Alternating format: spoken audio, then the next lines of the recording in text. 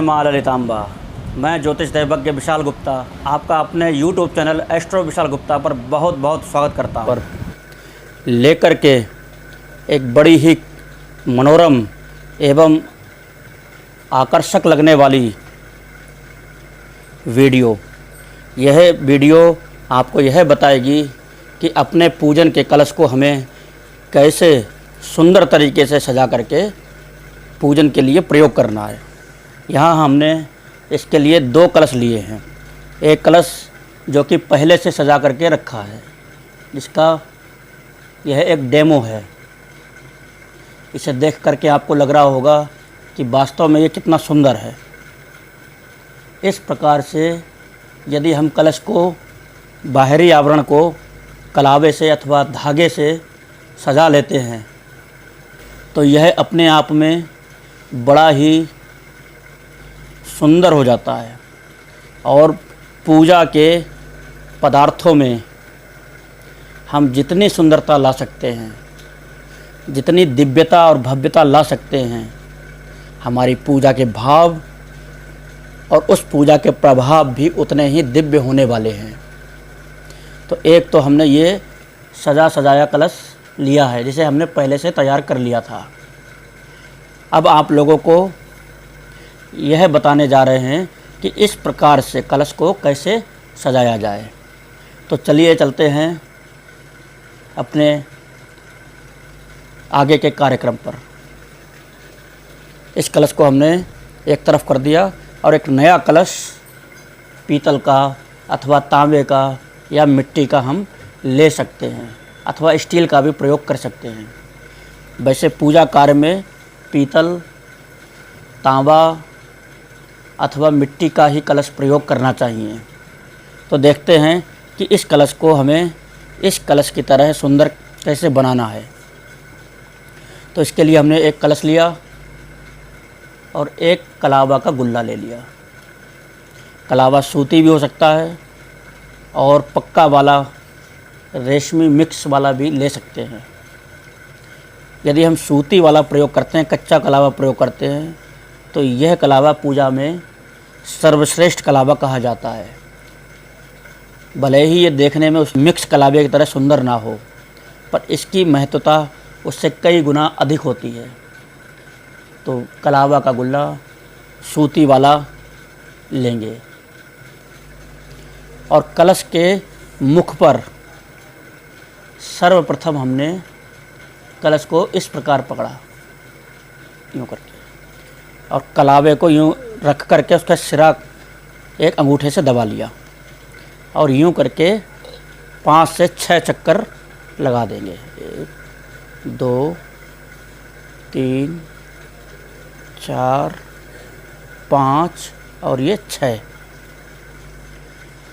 चक्कर हमने 6 बार लपेट लिया इसकी गर्दन पर। और अब यहाँ से इसको ध्यान से कस करके, ढीला नहीं छोड़ना है हमें, पकड़ते हुए, और यह आधा हो जाए, बिल्कुल आधा आधा, यूँ करके देखिए।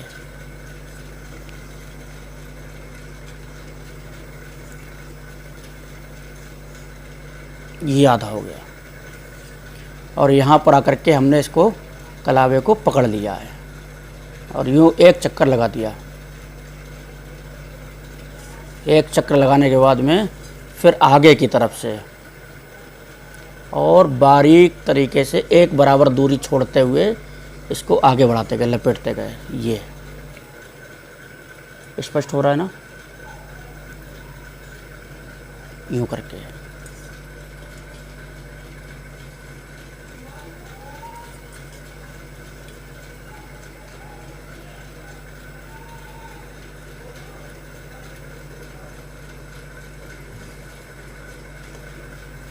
ये लपेट दिया।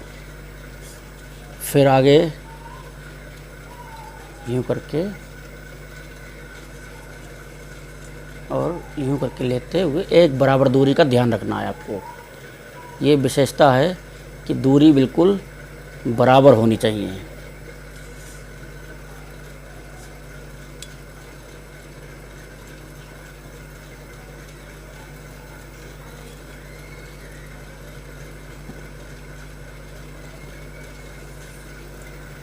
दूरी बराबर नहीं होगी तो आपका ये सुंदर नहीं लगेगा।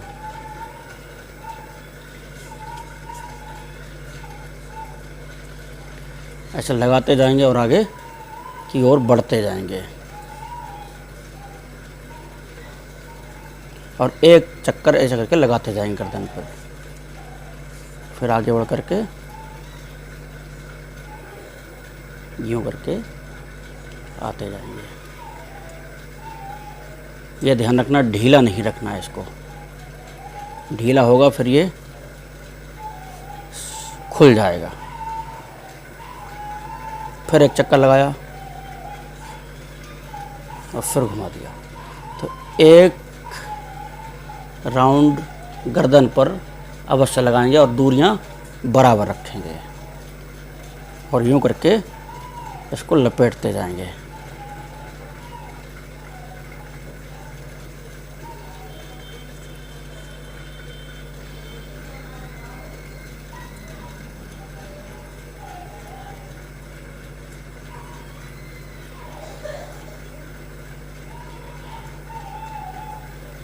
क्योंकि ये थोड़ा बड़ा है, कलश चिकना है, इसलिए सरकने का डर अधिक रहता है।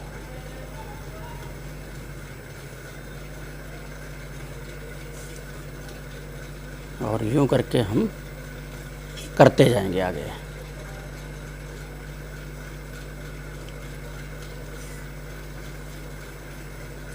बहुत स्पष्ट तरीके से दिख रहा है। यूं करके देखिए।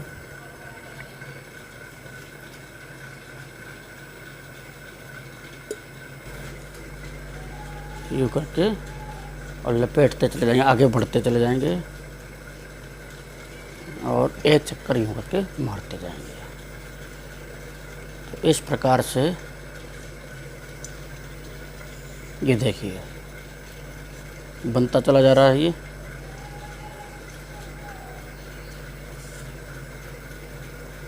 और मात्र बहुत ही कम समय में बहुत ही सुंदर दिखने वाला कलश तैयार हो रहा है।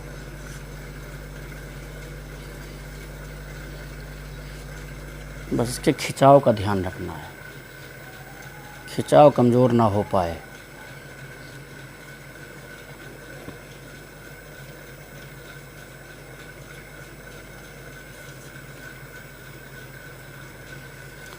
और ये देखिए अब इसमें बॉक्सेस बनना शुरू हो रहे हैं।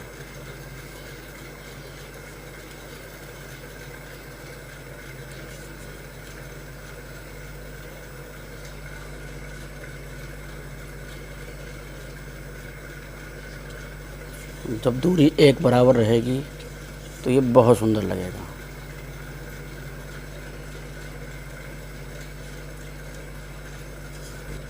ये देखिए ये डिज़ाइन जो आती जा रही है, बॉक्स बनते जा रहे हैं, ये अभी पूरे बढ़ाते चले जाएंगे। बस लपेटना एक राउंड पूरा है।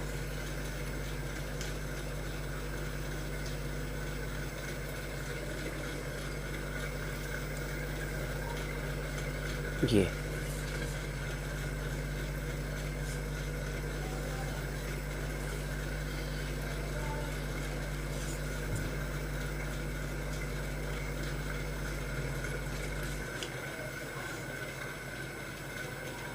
सभी दर्शकों को भली भांति समझ में आ रहे होंगे इसके कि किस प्रकार से घुमाना है और किस प्रकार से आगे को बढ़ाना है।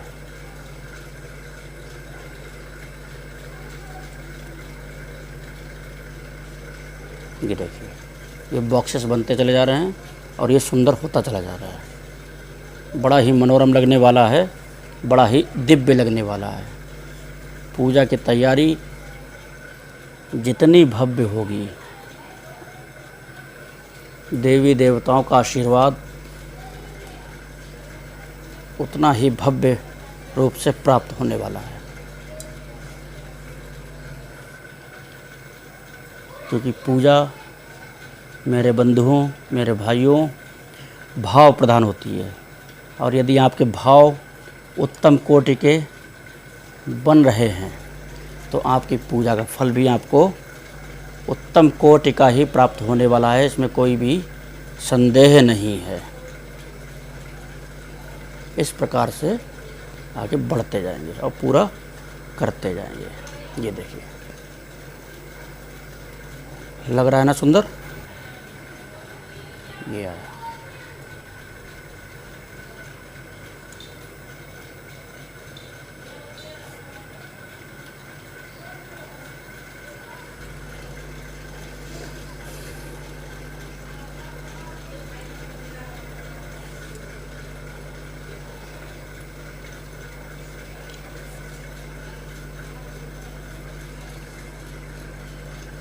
ये देखिए,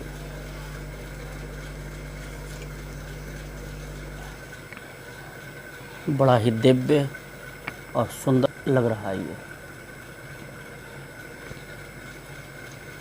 बहुत ज़्यादा इसमें 10 से 15 मिनट का समय ही आपका लगेगा और आपके भाव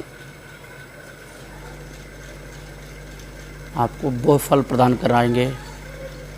तो कलश में समस्त देवी देवताओं का आवाहन होता है, समस्त देव शक्तियों का आवाहन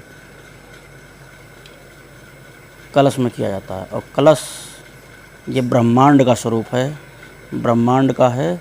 और भगवान विष्णु इस कलश को अपने हाथों में लेकर के समुद्र मंथन के समय धन्वंतरी अवतार के रूप में प्रकट हुए थे।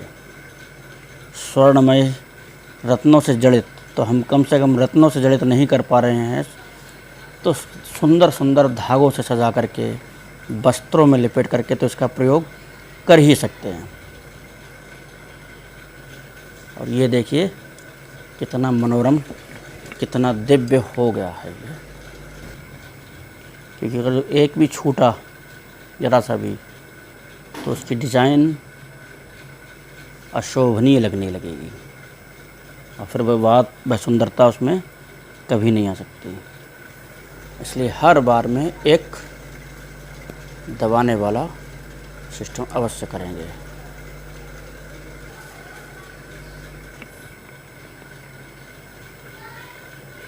ये देखिए,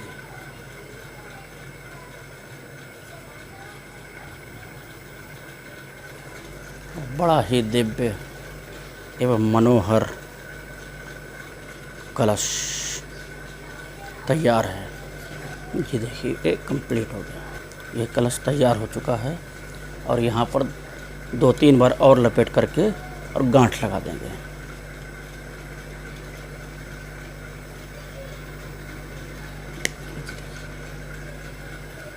यूँ करके फंदे बनाते जाएंगे और गांठ लगा देंगे।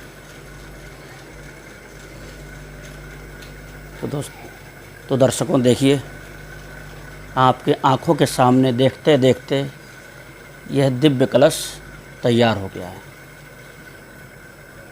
इसकी दिव्यता देखते ही बनती है। जब हम इस प्रकार से सुंदर सुंदर पात्रों से देवी देवताओं का यजन अर्थात पूजन करेंगे तो उनको अधिक प्रसन्नता प्राप्त होगी और उनके द्वारा हमारे लिए बहुत सुंदर सुंदर फल प्रदान होंगे। तो आशा करता हूँ हमारे प्रिय दर्शकों को यह विधि बहुत ही अच्छे से समझ में आ गई होगी। और यदि नहीं आ रही है समझ में, कुछ अस्पष्ट हो रहा है, कुछ चीज़ें आप समझ नहीं पाए हैं, तो आप अपने कमेंट बॉक्स में